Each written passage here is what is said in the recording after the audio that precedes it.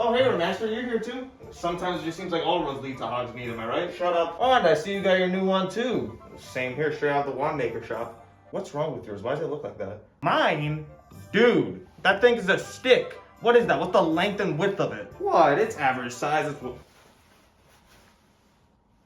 slightly bigger than the iPhone XR. iPhone XR, what is that, like 4 inches? What? Well, all I'm saying is you're not gonna get anything done with that. Now this has girth. This'll get the job done. What job done? What job? That thing will start bending all over the place. Bending? You can't do anything with it. What the hell are you Maybe getting had a plan stabbed about into girth. them? If your The length wand doesn't was matter, more they can't flashed feel than a anything 70-year-old. I Look at probably that, get you more shot satisfaction at before casting casting my any pinky spells. finger. Hogwarts Legacy, my first official romp to the Harry Potter franchise. I had no experience with Harry Potter before this, and if you don't believe me, here's some clips of me not knowing the most basic fucking shit. Do I choose a house? No, it gives you a yeah. You have to choose your house in this game. What does this that is mean? like a What's a house? You probably know that Ravenclaw's most renowned members. I don't know any of these people. But did you know Ravenclaw's Grey Lady is the least talkative Hogwarts house ghost? What the fuck does that mean? These are my fellow Ravenclaws. Can I change my fucking house? As a person who likes fucking everything that's somewhat nerdy, this is one of the few franchises that's eluded me, to the point where I wasn't even planning on making a video on it. That was until I saw it do this on Steam, and then this on Twitch, and here we are now. And since I went into this with no knowledge of the franchise, I was honestly expecting not to like it much, but was surprised to find out that not only did I enjoy it, but it actually got me interested in watching some of the movies. Because I don't know how to read books. Now let me just answer this question. Is it a good Harry Potter story, and does it do the series and lore justice? I have no idea. But what I can say as a newcomer to the series is Hogwarts Legacy did an excellent job introducing me to this world. You start the game off making your wizard and a character creator that's kind of disappointing if I'm going to be totally honest. Pick from these faces, choose your hairstyle, and choose your voice. I chose this one that weirdly sounds like a Dan TDM AI. Can't say I'd recommend it, frankly. It's nice to meet you, Amit. I take it you like astronomy. Why does my guy sound like Dan TDM? So much to be Hey, learned from the guys. stars. And off to the start of the game, where you get attacked by a dragon and discover that you have the special and rare ability to see and use a form of ancient magic.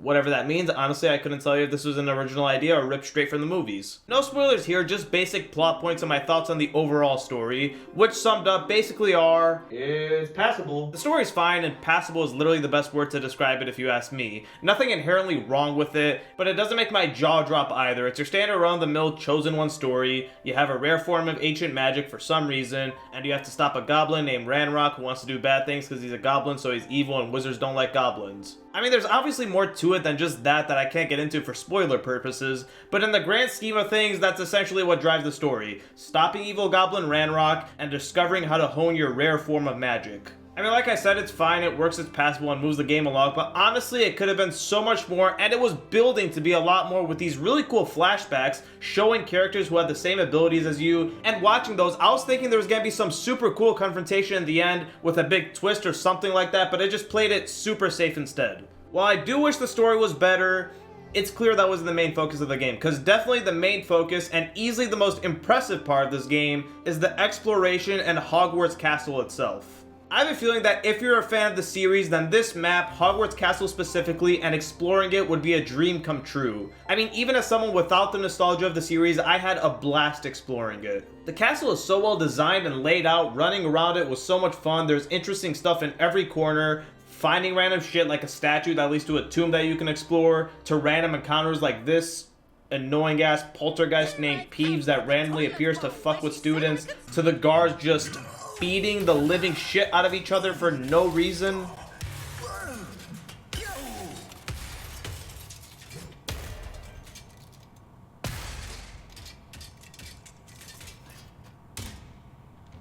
What the fuck did I just watch? I just watched a murder. A little casual murder. To these doors that took the collective brain power of 3 people to figure out how to do. Aha! Why is it all the way down there? Okay, so that one needs to be a unicorn. Yes, yeah, unicorn. And the other one, Matheson, needs to be an owl. Unicorn. That. 4, 1, it needs to equal 6. That one needs to be an owl. What the fuck is... What? This Keep one going. has no owl. That one, That's that Chewbacca. one. That's That an one, owl. that one. That's fucking Chewbacca. Open? Okay, then If this one's unicorn, then you have the answer. I'm just gonna George, just keep rolling until you get it right. Go to the inventory. You can suck my dick, it's not a unicorn. That one is walrus. Yes, keep it like this. Okay, let me look at it again. 5, 1. Go back up. Go 5 back up. plus 1 is 6. That what? I know it. Go down. Oh, it's so 1, low. It's the 2, jellyfish. 3, It's the 4, jellyfish. 5. Now. Keep going. Yes. That's a Go. jellyfish? Okay. Yes. Oh my fucking god, you're a dick! I just got pushed by a If I don't get something the best incredible, fucking thing in the I game. got a scarf that's worse than the one I have. There's even a little hub area that you can have all to yourself called the Room of Requirements. This was such an unnecessary addition, but it's actually really cool, and you could customize it top to bottom, changing the colors, walls, adding carpets and decorations. I'll admit, I spent a little bit too much time just decorating this room that I probably spent 5 minutes in overall, since it's mostly just used to craft potions and upgrade armor. But still a really cool addition, especially later on when you unlock this extra room to release a bunch of animals that you can capture like Pokemon. Cool little side stuff like that really adds to the experience. Although don't talk to Deke while entering this room, or else you'll risk breaking the entire fucking game. I'd like to ask you about changing the room's ambience. Wait, what? What just happened? I don't know what's happening.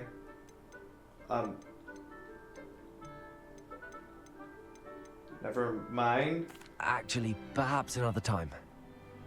I don't know what the... a beast will be quite comfortable here. I don't know what the fuck They'll just live happened. The castle itself is super impressive in my opinion, and graphically looks beautiful. It has such a nice 1800s aesthetic to it, and I love the touch of the seasons changing from fall to winter as the game progresses. Graphically, Hogwarts Castle is where this game shines. I mean, where else would it shine graphically? In the lip sync? The lighting? My eyes. Good lord. I wonder what time of day it is. My only problem with the castle itself and running around it is the limitations placed on player movement. This isn't that big of a deal, but it's still enough of a noise to mention. While running around the castle, going from mission to mission, sometimes I like to just jump off a railing to get to the mission faster. Get a mini shortcut. I'm a gamer. I have a shit attention span. I need to find a shortcut to everything. I went to every Skyrim mission by stubbornly climbing up a mountain that you're not supposed to be able to climb. But in this game, no. You can't do it, you're not allowed to jump off railings or take any shortcuts. What's the point of it? It really just pulls me out of the game and takes away from my immersion. Like, come on, is it really that big of a deal to limit it? Just let me jump off these railings. So what if I die of fall damage? What, are you afraid to show your fall damage animation? How bad could it be? What the fuck just happened to my buddy? What the fuck just happened to you? Aside from that admittedly minor issue, the castle is fantastic, super impressive, and I absolutely loved it. If there is one standout from this game, it has to be Hogwarts Castle. It may be a little bit dead with the AI barely ever acknowledging your presence, we'll get to that later, but it's still definitely the best part of this game. But believe it or not, there's actually more to explore than just the castle. Like, a lot more to explore. Way more than I was expecting when I bought this game. I thought it'd be smaller scale like Hogwarts and maybe 3 other towns around it, but nope. Fairly early on, you're taken outside of Hogwarts and enter Hogsmeade, because for some reason it just seems like all roads lead there, which is essentially the main town of this game where you can buy a bunch of equipment, potions, clothing. Who the fuck is gonna buy clothing in a game with 10,000 chests full of gear in every corner of the map, including fucking knight armor? What? Why is there knight armor in this game? What the fuck? I think you're in the wrong game, dude. I am not. I am a Gryffindor in my 5th year at Hogwarts. You got a crusade to catch that ton or something? And the most important location in Hogsmeade, the Wand Maker, where you can create your own wand that you'll use for the rest of the game with such options like length. We're talking about wands, and the sturdiness of your wand. You can have a flexible wand, or a wand that's hard. But who wants a hard wand when you can have a stiff wand? We are talking about wands. Personally, I have a stiff 14.5-inch wand. But as you progress through the story, more and more of the map opens up, as the main story will force you to go to new regions. And to make sure that the distance traveled to those new regions isn't fucking miserable, you are given mounts at pretty reasonable intervals. A broom near the beginning of the game, just as the map starts opening up, to this bird horse thing near the middle of the game, and this fucking useless rhino that you get at the very end, who is used once for one main story mission and is never used again. Of course, you can call it in whenever you want while you're exploring, but who the fuck is gonna call a ground mount when you can call one that's faster and fucking flies? These mounts make exploring the map a lot more fun and way more tolerable, being able to just take off and zoom through the sky at any time. It was super fun and actually gave a pretty decent sense of freedom. That is until you slammed into an invisible wall. But I mean, for the most part, the invisible walls are on the outside of the map, even if for some reason there's like giant mountains in the middle of the map that are inaccessible. But for some reason the game also just refuses to let you land somewhere from time to time for no fucking reason. But I mean, it's understandable, you're letting players fly through the sky, limitations are reasonable. The broom and all the various mounts are still a great addition. Just wish it didn't feel like I was playing Superman 64 while riding them. As you explore the surrounding map, there are a bunch of time trials and challenges that you can run into. With one of them being these races, I don't understand why every developer feels the need to copy the Superman 64 rings when implementing any form of flight into their game. But this game not only did it take inspiration from Superman 64 with the rings, it also took inspiration from the shit controls. These controls, I'm stuck. Fuck. I made it. Stop. These controls are absolutely horrendous. I'm getting the hang of this. Am I? No, I'm obviously exaggerating. It's definitely not as hard to control as this pile of junk. I mean, if that's even an achievement, congratulations, your controls are better than the worst possible example. But they still are a little funky, at least on controller. For some reason, the devs felt the need to make your mount ascend and descend using the right analog stick. When pulling it up, you ascend. When pulling it down, you descend, instead of just using X and circle like basically every other game with any form of flight. Now, this might not sound too bad, but it can lead to shit like not being able to adjust your camera or accidentally ascending when you're just trying to turn. I don't know why they did it like this, but it just makes the flight feel clunky. And then there's high wing. I don't know what the fuck is wrong with this bird, but getting high wing to land at a precise location is like telling a fucking blind guy to shoot a bullseye in archery.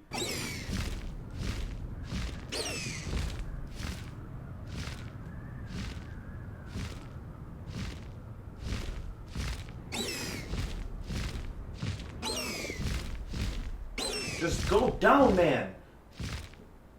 What are you... Where am I? No. Stop. Go down. Stop flying. Thank you. Sticking with side content, the theme of ass controls, there are these random areas that you can find scattered around the map called ancient hotspots, where you can find the rare form of ancient magic that your character has access to. And while these are fine side things and mostly just used for XP, the problem with them is that they'll sometimes require you to parkour from place to place to get the ancient magic. Now, that wouldn't be so bad if your main character didn't have the parkour capabilities of a cripple.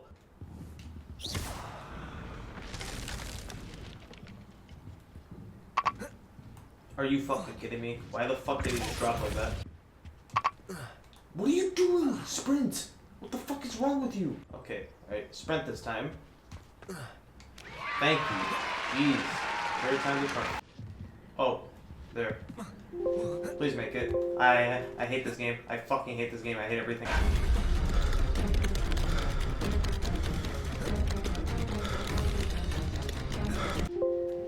Are you fucking... I'm gonna fucking scream. I'm gonna fucking...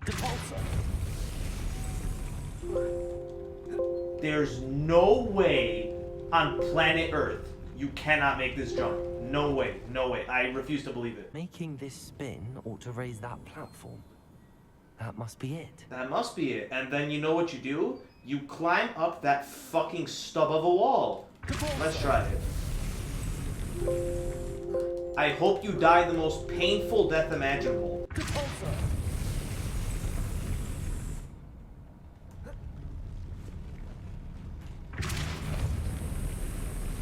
I can continuously boost.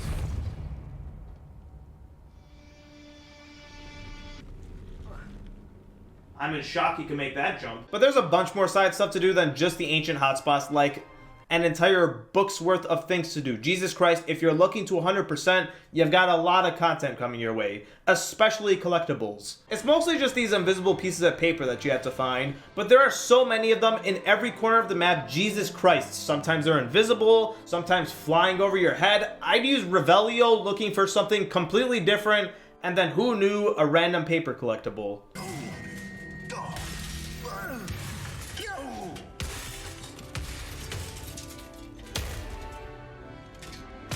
You do get rewarded with things like gear for getting some of these collectibles and completing certain other challenges, with easily the best reward being what you get for completing Merlin trials, which are more armor slots. Fucking thank you.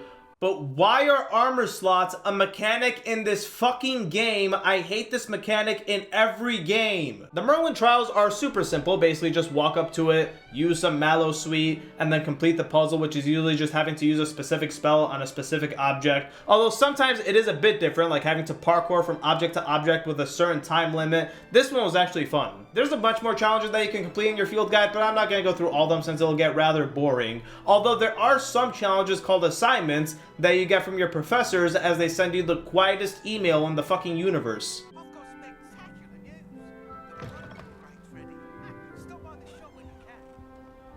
You want to run that by me again?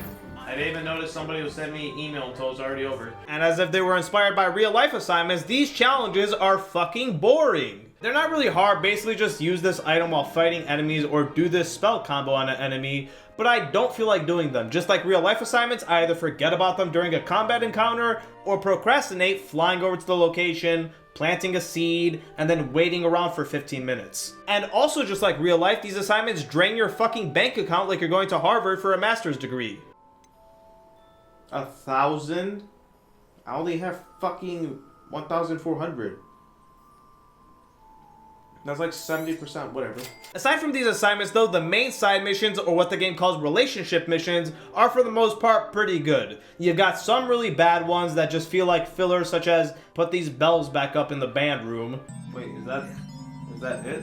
Or find this girl's gobstones, whatever that is, and my character will never shut the fuck up when he's in the vicinity of one. I'd better keep an eye on high places around the school for Zenobia's gobstones. Oh my god, these fucking gobstones. If you're gonna shut the fuck up about them, fine, I'll do your shitty fucking gobstones quest.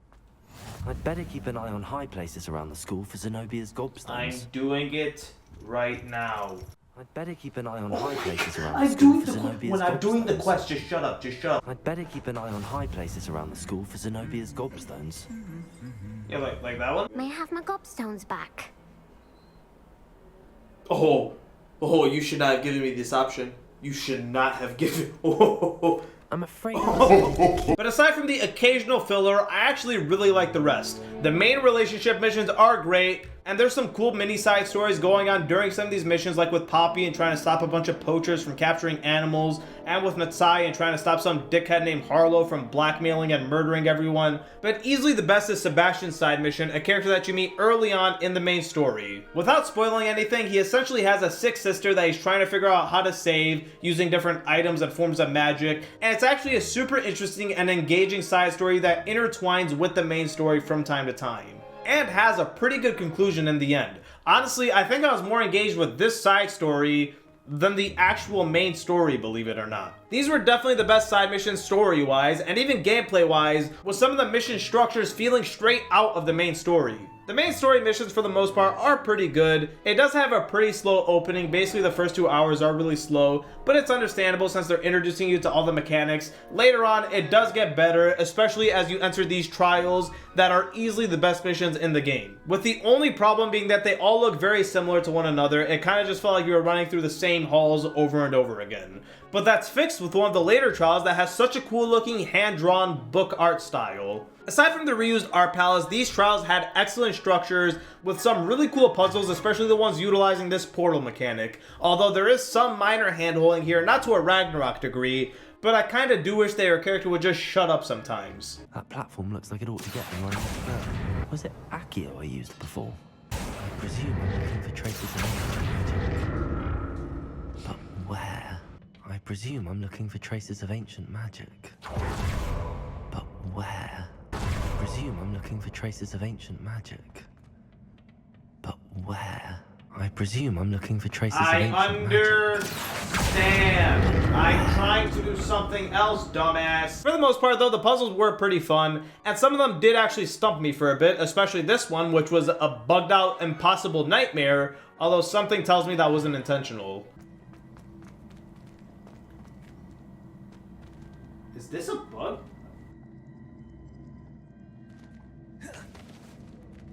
Okay, this is bugging out hard fucking core. I am not supposed to see this. There's supposed to be a wall right here.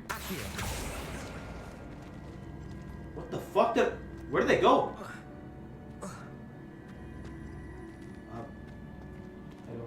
I don't understand how.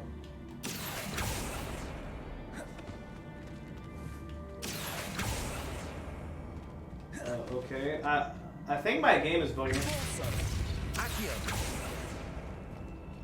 I think my game is fucking bugging out.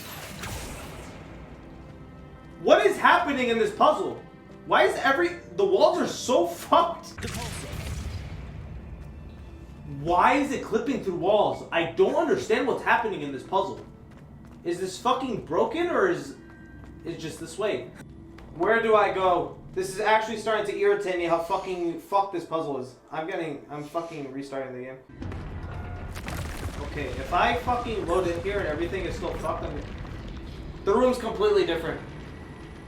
The puzzle was broken. Completely fucking broken, and I thought that's just how I was supposed to solve it. I was so confused. There's more to these trials than just the puzzles though, with lots of combat sections which are actually shockingly good. In a game like this with a bunch of wizards and spells, I was honestly expecting the combat to be a bit more slow-paced, using certain spells and waiting for long cooldowns, maybe even something turn-based like Wizard 101, but I am shocked at how quick and snappy the actual combat was. You've got your basic spells that has no cooldown, you can just spam it with R2, and on top of that you have a shield that you can block attacks with, although some are unblockable so you'll have to roll, and the way my brain interpreted that information was always roll and never block. The main reason for this is because the way you could tell if an attack is blockable or not is by seeing the color of the symbol above your head. Orange means it's blockable, red means it's not, but I'm so slow that by the time my brain registers that it's orange, I've already been hit. So basically what I do, and I feel like a lot of people will do, is every time that symbol appears over my head, it's time to spam roll like this is Dark Souls 3. Then there's the cooldown spells, which is what makes the combat great. You've got 4 categories of spells that are useful in combat. The red ones, which are basically direct impact, high damage spells. The yellow ones, which essentially sets them up for other spells. And the purple ones, which are just directional gravity attacks, pushing someone, pulling them, or slamming them down. It may not seem like a lot, but with 4 slots to fill, you can combo these spells in so many different and creative ways, which is what makes the combat so great. And because of how you unlock new spells over time, you'll change your tactics, which is why I never got bored of this combat. For early game, I really liked using Levioso, hitting them 3 times, pulling them to me, hitting them 3 more times, and then rolling in to do a fuck ton of damage with Incendio. But my tactics changed as I unlocked more spells later on, with me becoming addicted to Depulso, especially by mid-game. This spell is so fucking funny to mess around with. You good? You alright, buddy? Here, I got you. Come back up. Come on. Someone get me down! No. You want to come up. Enough! There. Oh, hello. And go back. I just bullied him, man. And then there was also this guy. Come on, fight me. What if I push him? Okay. I should have pushed him. Leviosa? Oh, I freed him. What? Okay, Levioso. Levioso worked a little too well. Get the fuck back down.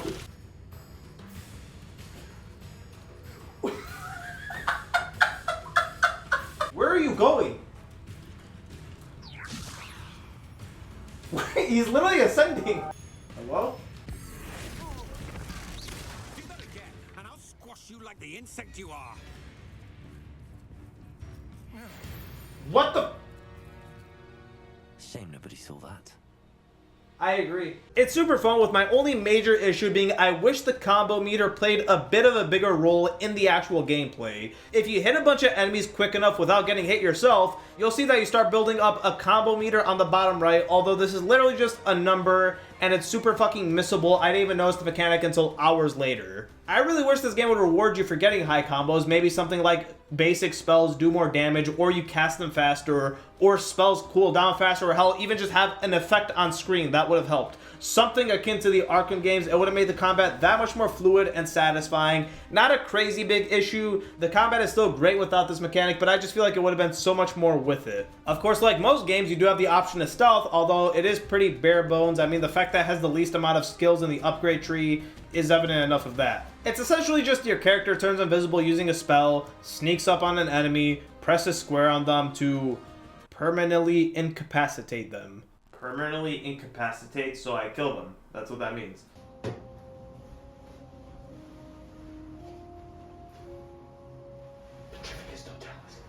Hey!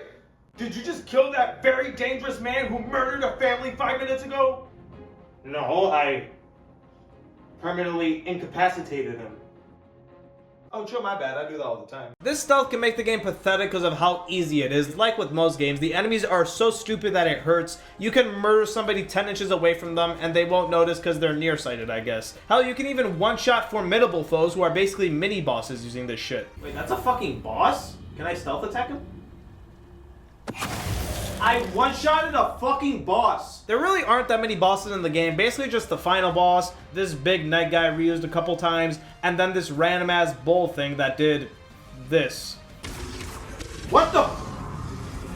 The boss just no-clipped through the ground. Where's the boss? He no-clipped through the ground.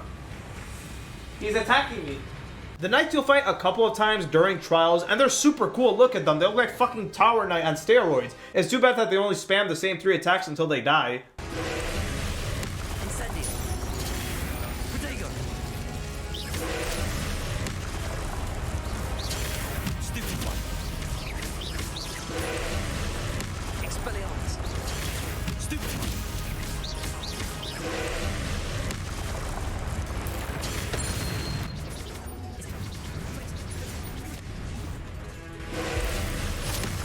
And then the troll, which I don't know if this can be classified as a boss. Sometimes the game presents it as one with a big cutscene and a large pool of health, and other times they're kind of just in a random enemy camp. I don't know if they're a boss or not, but they're super funny to fight because they constantly bug out. What the fuck is that? It's stuck on a light post. He's stuck on a little... He's stuck on the little fucking block. Charge me. Aside from the bigger guys, there's a fair share amount of enemies in this game. You've got your standard wizards, some of which are normal and some of them being bruised that you can't damage with purple or yellow spells, so you'll have to resort to the red ones. And then some of the more advanced wizards that teleport around and cast some crazy ass spells like this fire tornado spell. That never went away. Why does something tell me this is never going away?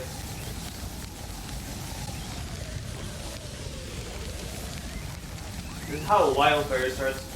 Does that hurt? Yeah, this is broken. This is bugged.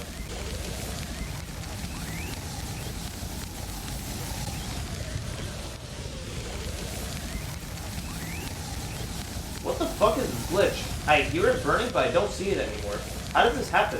And of course you've got goblins who are evil because they're goblins, so you have to kill them. And the knights that are used in the trials, the wizards, goblins, and knights, those are the enemies that you'll probably be fighting the most throughout the game. Although occasionally, when you enter a catacomb or cave specifically, you'll run into fucking zombies of all things. I have a feeling I'm not alone here. Fuck, am I gonna get attacked by zombies? That was a joke. But fuck zombies, the real terrifying enemy type here are giant spiders. No! These guys are relatively easy, although it can be a bit difficult to fight them while covering your eyes, although they can occasionally burrow into the ground and launch you straight to your grave if you're not careful. My life, my life, my life. Did anyone just see what happened to me? Did anyone just see how I died? But all these enemies I just described are made fucking pathetic later on as you unlock a little something called dark magic where you can easily just do that to every enemy. You unlock dark magic pretty late in the game, and I understand why, but I just wish that I had more time to mess around with it because they're so fucking fun. You've got 3 dark magic spells, the first being Crucio, where you can curse and stun enemies for like 10 seconds, and every time you hit them, bolts of magic shoot out of them and hit other enemies surrounding them, cursing them too. Paired with Avada Kedavra and this upgrade which one-shots all cursed enemies, this combo is fucking broken. I just cleared an entire room using Avada Kedavra. And then there's Imperio. Yeah, this one's pretty lame in my opinion. It just mind controls whoever you use it on for like 15 seconds, and it's fine. It's really good if you use it on a big enemy like a troll. But for the most part, compared to the other two, it's kind of underwhelming, especially if you use it at the wrong time where everyone has already been killed, because then you kind of just have to awkwardly sit around waiting for the effect to wear off. Oh, there's no other enemies? Okay, well, this is awkward.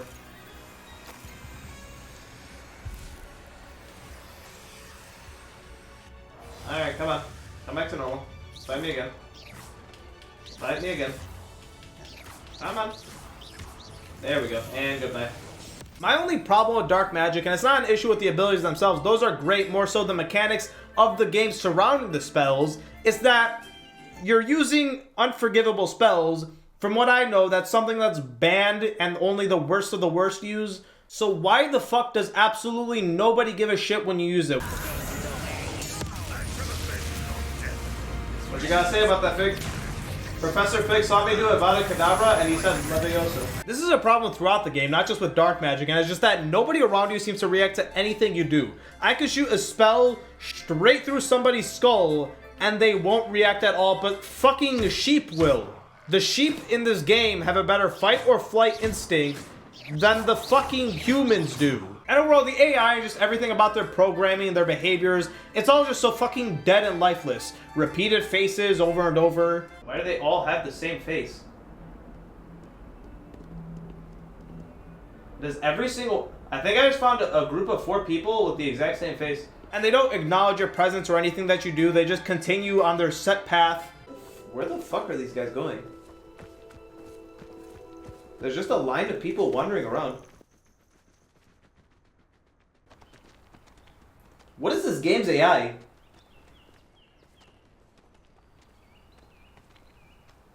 Hey, they're getting away from you. They're getting away from you. Although this can lead to some hilarious moments where some of the NPCs bug out and they just casually sit around like nothing's wrong. What the fuck am I looking at? I just got on this game 5 minutes ago. What the fuck am I looking at right now? The bench is over there, you dumb piece of shit. Do you think like because they're wizards they could do this? Yeah, that's what the developers were thinking when they made him float like this. Leviosa! Oh wait, I missed. Oh! I don't see this type of shit. Okay, that's kind of cool. Leviosa! What the? Even. What the?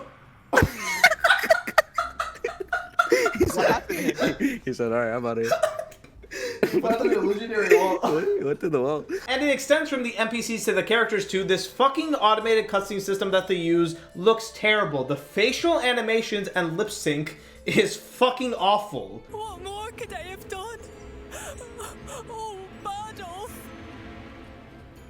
She got over there real quick. And I understand automated cutscenes always look terrible in every game, and in a game that's around 30 hours long, hand animating every conversation would be impossible. But still, even aside from the facial animation, the dialogue here especially is just extra bad in comparison to lots of other games with automated cutscenes. I need you to find my wand. Mr. Rabe, I found your wand. Well done. And branching off that, the dialogue options themselves too are pretty inconsequential and bogged down to be nice or be mean. And I mean, that would be fine if they would split it up with some options that actually mattered, or if some people actually treated you differently for being an ass, but no, not really. This game is in desperate need of a reputation system or something similar to the honor system from Red Dead 2. That way being an asshole would have an actual impact on you, or becoming an outcast for using dark magic, or just something else, but it doesn't, which just kinda sucks. It's an open world RPG with dialogue options, yet it just feels completely linear. Overall, while it was a very fun game and I enjoyed my time with it, I don't really think it deserves all the insane hype it's been getting. It's a good game, but definitely nothing crazy, not greatest of all time worthy. Maybe it's because I haven't read the books or watched the films, but to me, this is a good game and nothing more. A passable story, fun combat, mostly fun side content, but plagued by an insane amount of bugs, some hard FPS drops, and a slightly sloppy feeling to it all. Hello? What the fuck? Getting through the cavern can't have been the only challenge. Perhaps we should search. Yeah, the challenge is the game properly running. What the hell is happening?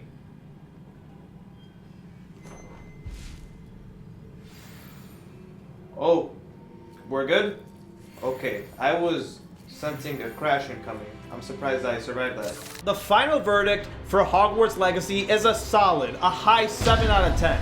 It's a fun game, no doubt. If you're a fan of the series, then 100% buy it. I can tell it was made for fans, even for non-fans. If you're looking for something to play, or just looking to get into the franchise, try this game out. It's a fun time. Maybe once I watch the movies or get more of an understanding for the series, I'll like it more, but as of right now, it's a 7 to me.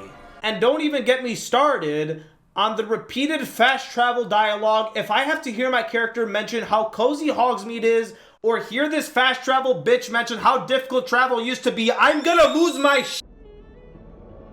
You can't imagine how inconvenient travel was before I invented flu powder.